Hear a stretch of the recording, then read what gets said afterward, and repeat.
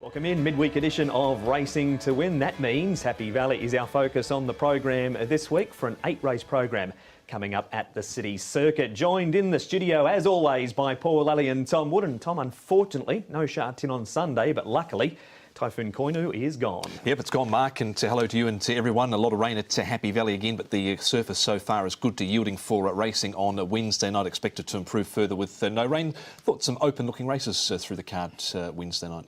On to Paul Lally. Are there jackpots, and what else can we look forward to? Yeah, no jackpots. All the money was won last week, but as Tom said, quite even field, so might get a few coming out of the meeting. There's two first starters in the meeting. One hasn't raced before, and the other one we have seen racing overseas. Before we get to this meeting at Happy Valley, there was plenty of simulcast racing on the weekend, boys, despite the fact we had nothing here in Hong Kong. And the focus, Tom, was this race, and Romantic Warrior. His first start since the defeat in the Champions in Chater, and James McDonald rode him.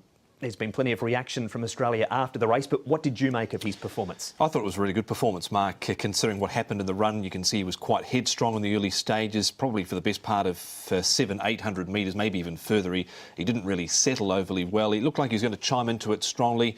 Probably wasn't really helped around the turn a little bit here either, but I thought there was a lot in the run, Paul, considering he was first up for nearly 5 months, set weights and penalties. That sort of didn't suit him either because he's having to give weight away, and all the stuff that's happened in the meantime, the feed, the CT scanning, going to the races, standing the tie-ups all day, all new things to him. Yeah, exactly right. And this isn't his grand final. This is the lead-up, isn't it? Look, a lot of people said down there in Australia that he'll come on a lot for the run, seeing him in the paddock and whatnot. And he sort of raced that way as well. So, look, the Cox Plate is the main aim, isn't it? And, look, I think it was definitely a pass mark. I wouldn't be knocking him off that. No, but there are plenty of people that are doing so. Yeah. There are indeed. That's the boys' thoughts, but this is his trainer, Danny Shum's reaction to the fourth in the Turnbull. James say, don't be panicked. The horse a bit broke. He spoke quite hard, actually. And he's tired at the last 100 metres. He didn't give him a hard time. He said, exactly what we say. It's not 100% fit yet, but this way we'll bring it up on the spot, on the Cox Plate. Yes. Cox Plate still the target. You'll think you'll have him where he needs to be by the date of the race. Yes, I always put the target on the Cox Plate. So we lead a race for him to see the judgment, how he can handle the left turn, how he can handle the Australia Melbourne's weather. Yeah. And staying on Romantic Warrior right now, we're heading to one of our good friends of the show here on Racing to Win for further reaction out of Melbourne. Edward Sadler, hello to you. And despite the background, you are in Melbourne. I am. It's been that long since I used the Zoom, Mark, that I've kept the Hong Kong background. So good to be back on Racing to Win and good to be chatting with your good self. I had you on my program last week, Mark, so this is a reciprocal deal. It is indeed. We're here to talk about Romantic Warrior post-race. We spoke about him with you down there pre-race. What's been the wash-up in Australia? They do like to knock an international raider that doesn't maybe perform to expectations first up, don't they? We're pretty difficult to please, aren't we, the Australians? We like to build up these horses, and then if they don't perform to expectations, we're quick to knock them down. I think most reasonable judges have described his effort on the weekend, Romantic Warrior, as being a pass mark when you consider all of the issues that he's had coming down here, the fact that it was his first run since his defeat in the Champions in Chater at the end of May. He missed that barrier trial due to the typhoon in Hong Kong prior to leaving. I think he still acquitted himself pretty well. We know that he's going to improve a great deal from the run. And it wasn't like he was fading away. He was still keeping on well enough to the line. So, yeah, there are a few people who are happy to knock him after his run on Saturday, but I think the more reasonable judges will enough with his effort pressing on towards the Cox Plate, which we know is going to be his main target in 3 weeks' time. One of those judges, Ed, has been James McDonald, which leapt to his defence vehemently after the race. Yeah, he said that he thought he was still pretty good, all things considered, J-Mac, straight after the race. So he's been a constant force, obviously, in this trip down under for Romantic Warrior. It was basically his suggestion for him to run in the Turnbull first up as a lead-up race towards the Cox Plate. And he thought, all things considered, and with the amount of improvement that he's going to take from that run, and that he's definitely still going to be a force to be reckoned with, or a decent chance, you would think, in the Cox Plate. And another arrival trainer, really, Michael Kent Jr., who's a talented young horseman here in Australia in partnership with Mick Price, said that he's the horse that he felt coming out of the Turnbull is really going to improve heading towards the Cox Plate. So, number of horses leaping to the defence of Romantic Warrior. What does he do now, Ed? Because he basically goes from Shah Tin of Flemington to Happy Valley, which is Moonee Valley. In the interim, does he stay out at Werribee, and when is he likely to have his first look at the Valley?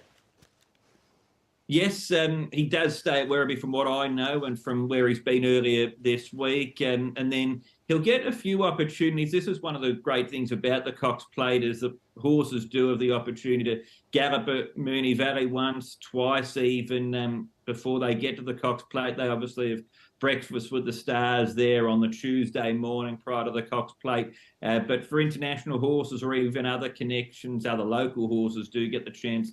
It's quite well known that they can go to the Valley on the Saturday before on Caulfield Cup morning, I should say, to the Valley for familiarisation gallop. But when we spoke about him last week, Mark, you mentioned that on debut he won at Happy Valley from barrier 12 and won comfortably. I know that was a Class 4. He's got a run on the Cox Plate, the Weight for Age Championship of Australasia, and as Mr. Paul Lally will tell you, a lot of good New Zealand horses have won the race too. But he's proven that he can handle a tight track. So I don't think that will be an issue for him over the next couple of weeks. And you'd imagine he'll have a couple of trips there just to get used to the tricky track. The horse that beat him in Gold Trip, he's no doubt heading towards the Melbourne Cup. Is he any chance of taking him on again in the Cox Plate? Some chance, but the feeling at the moment seems to be more that he'll head towards the Caulfield Cup on Saturday week. So he might dodge Gold Trip, who was a sensational winner of the Turnbull. That turn of foot that he showed on Saturday was quite devastating. The horses to watch out for as far as Romantic Warrior's likely Cox Plate rivals are concerned, you're going to see them this Saturday. Amelia's Jewel is now the favourite for the Cox Plate after what we saw from Romantic Warrior over the weekend. Romantic Warrior with the markets here in Australia is the second pick. Amelia's Jewel is the favourite for the race, but she's no certainty to start in it. She'll run on the 2-rack handicap at Caulfield on the weekend, and then connections of the Western Australian Mare have a few decisions to make. Do they chase the money and go for the Golden Eagle, which is a very valuable race in Sydney, open only to 4-year-olds, or do they go for, I guess, the more prestigious race, the race that's been around for longer, and go for the Cox Plate, which is the week earlier than the Golden Eagle? She certainly won't run in both, but the markets say she's the main one to beat. We'll also have Mr. Brightside running in Sydney in the King Charles, and we definitely know that the Hayes boys will be taking him to the Cox Plate after this weekend, all being well, of course. And then likely on to Hong Kong. Edward, great to have you on the show, and never ever change that backdrop. I'll be keeping it, Mark. Good to see you as always. And a big thanks to Edward Sadler. But we need to leave Romantic Warrior right there and move on to Happy Valley on Wednesday night and try and find a winner at the City Circuit. It's 8 turf races on the A course, and we're going to focus on races 3 and 8, Class 3 1650 and Class 3 over the 1200 metres. The third race has a winning dragon with a better draw. Beautyverse coming back in trip. All Beauty is first up, as is Star Contact. Torbian Prince makes his Happy Valley debut. Further down, Comet Splendido has placed 2 from 3 second up, and High Rise Soldier's gone 1,000, 1,200, 1650 in what will be his third run this time in, Tom, and there is the speed map. It doesn't look to be a lot of pace in this race. Winning Dragon, Star Contact pretty much gets a similar sort of run to what he got last time out, albeit he was in the trail. Torbian Prince there can get into a good spot, and then you've got Ivy League Paul and High Rise Soldier with Comet Splendido, who ran on well from the back last start. Yeah, so coming up a bit in trouble will certainly help him as well. But yeah, I didn't think, as you said, I don't think there was too much pace in the race. And as such, Winning Dragon with Angus Chung aboard from barrier 4, he likes to go forward. He looks sort of the only real leader in the race. I don't think Star Contact likes to lead. All right, we'll try and break it down a bit more now, Paul. And here is a number of horses out of this race, including the likely leader, Winning Dragon. He had barrier number 10 draws 4 this week. Star Contact tucked away on the inside. Capital Legend covered some ground. Ivy League run 6th and Jumbo Fortune 8th. Yeah, the two I like in this were Winning Dragon and also Capital Legend. I thought Capital Legend really fought on strongly down the outside. He's drawn barrier 8, so as we see there, he's going to get back, but he shouldn't be too far away. And Winning Dragon, I think, from the front, if he can dictate, then he'll definitely get his opportunity. One would think start contact with the run he shouldn't be too far away, but certainly agree on Capital Legend. Jumbo Fortune, he'll no doubt be in the market again, but he has been costly so far. Vincent Ho's our rider in focus this week. Tom, what do you make of those chances for Vincent? Yeah, like Capital Legend. Happy Days interesting. He's first up for Jamie Richardsoff. Not a bad trial, but probably the distance is going to be a little on the sharp side for him, but he has trialled well. Super Eagle actually got quite a way back last time out, but one would think he'll be a bit closer from the draw. Royal Pride's dropping in grade, and don't mind Gallant Waking in that final race either. Right, so what did you make of those rides, Paul? Yeah, I agree. I think Gallant Waking is definitely in my numbers as well, and Super Eagle likewise. I think they're both really good chances, along with the horse we just talked about, Capital Legend. All right, good night at the office potentially for Vincent Ho. We move on to Comet Splendido. Tom, you mentioned during the speed map how far he got back last time. This was at Shard 10, and he's notoriously better at Happy Valley. Yeah, he is. Look at his record at the Valley, a win and a handful of minor placings from his 12 starts. He's done not a lot at Shard 10, but thought there was a bit of merit in this run because he was home in 22.82 behind Blue Marlin, and we know what good form Blue Marlin has been in. So we're just like the way he finished off here. Paul, barrier 10 certainly dictates they have to go back with him. Yeah, I agree. And look, he finished fifth in this race, and up to the extra 250 metres will be good. He's also won off a higher rating before. He's won off 69, and he's down to this rating now of 63. So he's very well rated in this race. Harry Bentley, 2 rides for 2 placings on the horse. Next up, Paul, is Beauty Verse. Well, here he is running 7th last time. He trialled well leading into that race, but he just cannot repeat it apart from that first start in Hong Kong on race day, Kenny. Yeah, no, I made him the long shot. It was a funny run race, this. It was stop-start and whatnot. Look, I haven't included him because one of the reasons I liked him in this race was because he was fresh, and that's where he had won in the past. So I know he's back 150 metres, but he just didn't do enough for me. He was quite keen in the early stages. He pulled quite hard, but like I can't have him here. Not on what he's done anyway. We'll leave that beauty alone. What about this one, Tom? He is first up. This one has also won first up in the past, off a rating of 68 course and distance. He runs off a rating of 67, All Beauty. Yeah, he interests me a little bit here. He was shaken up a little bit in this trial. He's first up for 119 days. He's dropped 13 pounds of scale, say, coming into this. He's had throat surgery to release an epiglottic entrapment, but did run on late here in the trial, so I don't think he's the worst first up. No, the trial wasn't too bad at all. As you say, he's dropped that 13 pounds. He was sort of on the cusp for me, but he didn't just quite make it into the end. So, yes for Tom, no for Paul amongst the selections for All Beauty. He's out. Who's in? I'm going to go with Capital Legend here. I thought it was a really strong run from him last time. Using that race we saw as the main form race, Winning Dragon from the front, I think he can dictate. I'm going to put a horse called Ivy Legan, which is Douglas White's charge. This horse has been working really well leading into it, and he's drawn nicely in barrier 5. And we talked about Comet Splendido as well. He goes in there for 4th. So 4, 1, 8 and 9. Your Capital Legend goes in on top, but like the way he finished off last time out. Might have been a little bit keen early in the run there, but stayed on well behind Rising from Ashes to run 3rd. And he carries the same weight this time round of 122 pounds. All Beauty goes well fresh. He's a winner course and distance, but he has been a little bit hard to catch. Start Contact should get a nice run. He was another one that was a bit keen last time out, and the other one that goes in is Comet Splendida. He should be running on at the end from his draw of 10, Harry Bentley and Danny Shum. 4, 3, 5 and 9. The boys are in agreement that Vincent Ho and Casper Founds are the men to beat in race number 3. Taking a break here on Racing to Win, we'll come back and have a look at the last right after this.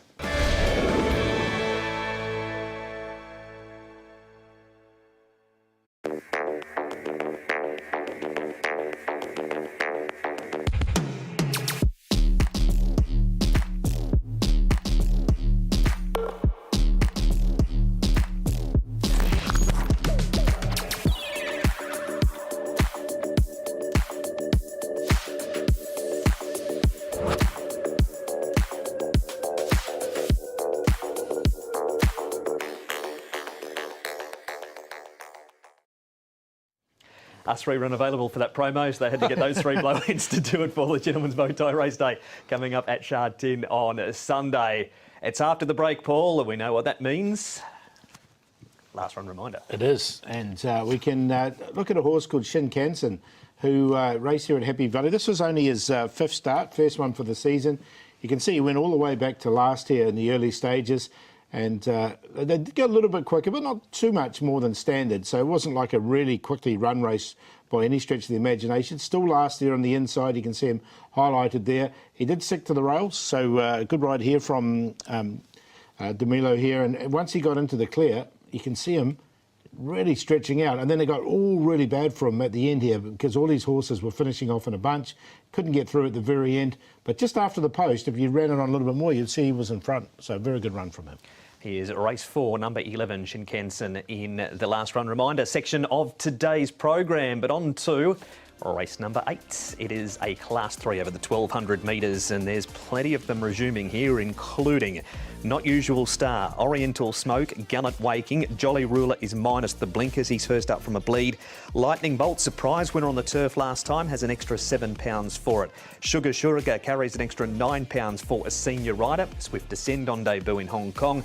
Araki Summit wears cheek pieces for the first time. Street Conqueror, class drop last start and was a winner course and distance. And Our Lucky Glory has had 2 trials resuming with the Jamie Richards barn and Matthew Chadwick. Not Usual Star, Tom led up in a recent trial under a hold. Ended up running 4th, but wasn't asked to do too much. And he has been able to win off the front as well, even though it was a slowly run race. And there's not a lot of pace in this race again either. Maybe they can roll forward with Aoraki Summit, Swift Ascent. They've shown a little bit of pace in his starts in Australia. Oriental Smoke, and then you've got Jolly Ruler, who's first up, and Lightning Bolt 3 back, who was a winner last time out, Paul. Yeah, it was one of those interesting ones where you just didn't know, there isn't a clear leader. But I agree with you. I think Aoraki Summit could be the one that's going to push on if Not Usual Star doesn't want to lead. But just the way they led in that recent trial, I just sort of I leaned that way. We move from the speed map now to one of the first starters, and he has raced overseas, Swift Descent, and he'll be partnered by Lyle Hewitson. Lyle, newcomer to Hong Kong, Swift Descent. You've ridden in both trials, so you're the best man to ask. What sort of feel has he given you? Yeah, I've been quite impressed with him from day one when I first started him here at the tracks at Sharton, and gave his first couple of gallops, and then he took that into the trial and performed very well, and I thought he improved from trial 1 to trial 2 as well.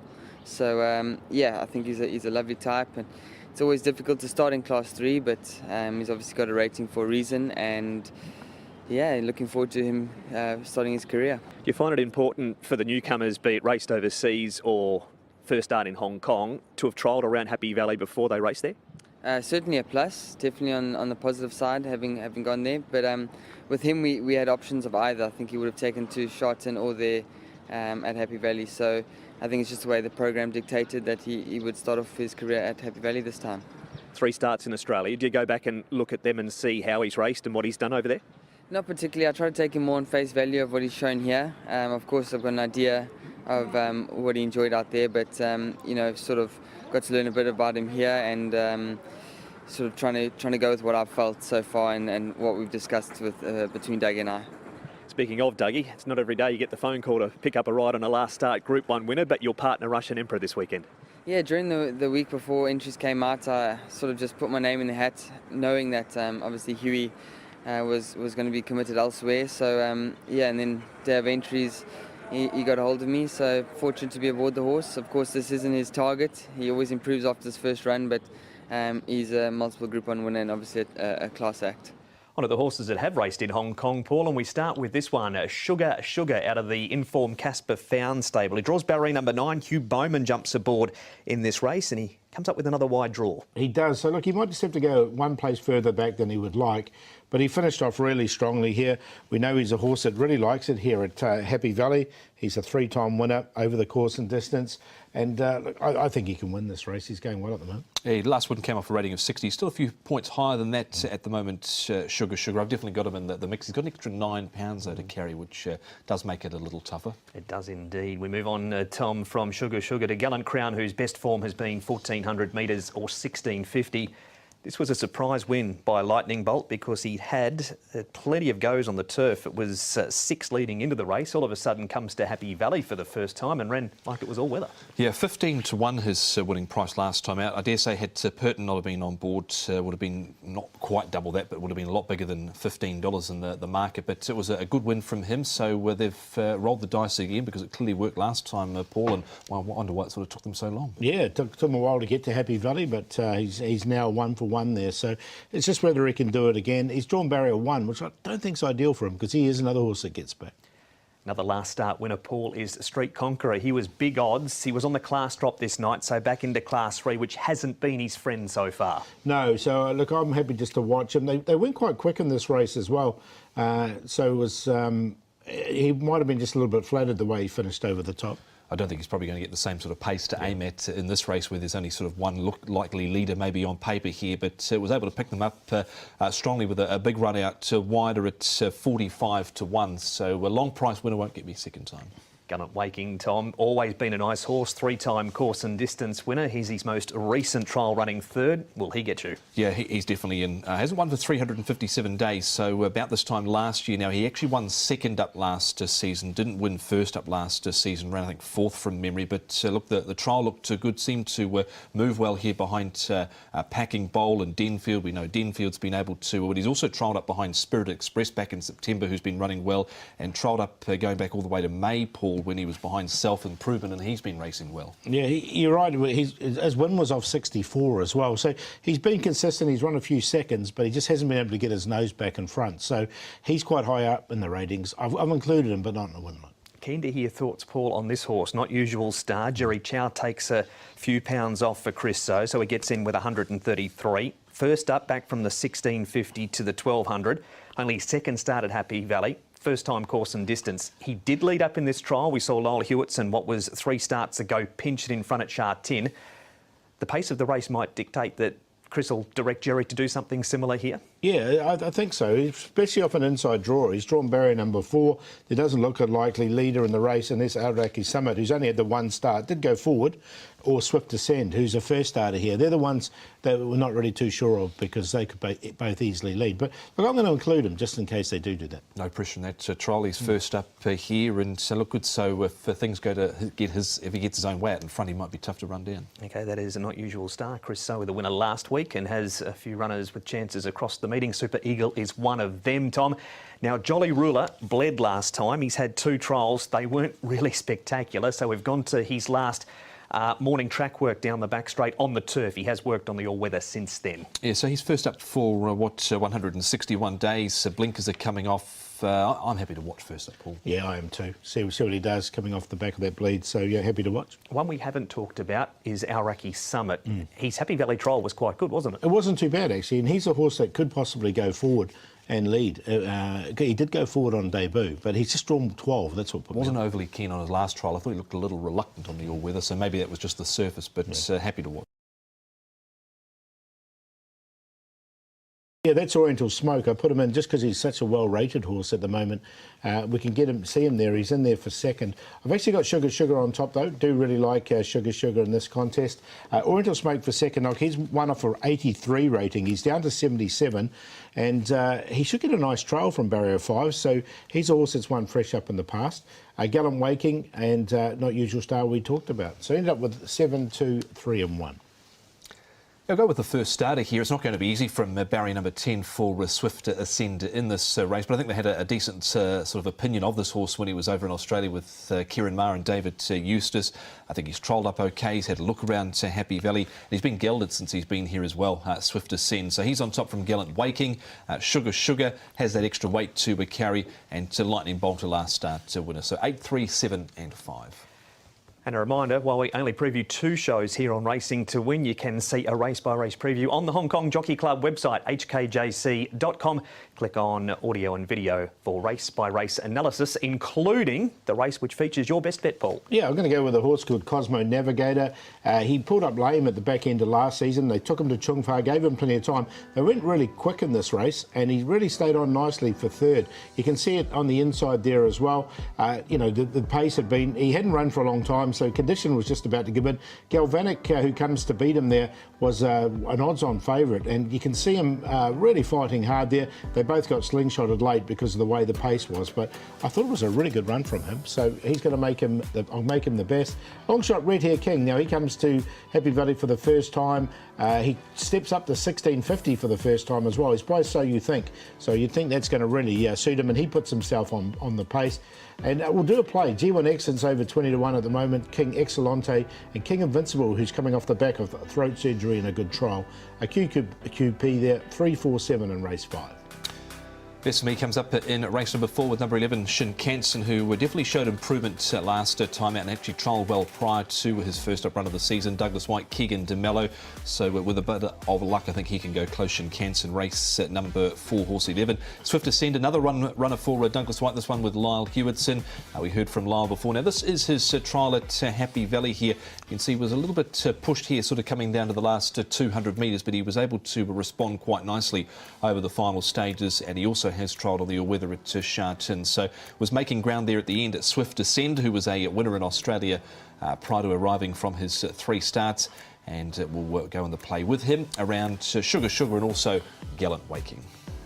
As we saw back in race number 3 as the best bet, Capital Legend Vincent Ho, Casper founds the combination. A repeat of that previous performance would see him almost winning race number 3, so we'll make him the best.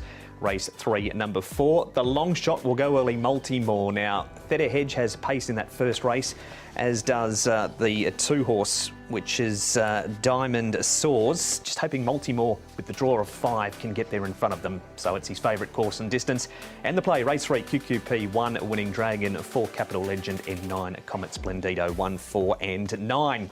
That has been racing to win for Happy Valley on Wednesday night. Looking forward after that, the diary appears on screen. We're at the Sha Tin track for the trophy on Sunday at Group 2. Trackside live from 12:30, and then Longines Cup night on the 18th of October. Earlier start with 9 races, 6:15. But plenty of racing upcoming, Tom, and there's some big bangers appearing on the weekend. Yeah, can't wait, Mark, and should be a good meeting. Paul, looks like it's going to be undoubtedly the meeting of the season. Get your bow tie ready. Yeah, bow ties on, Ernest and Beauty Eternal. See if we can give John Size his first win of the season. We will find out on the weekend, but we'll see you for the first at Happy Valley at 7:15 on Wednesday night.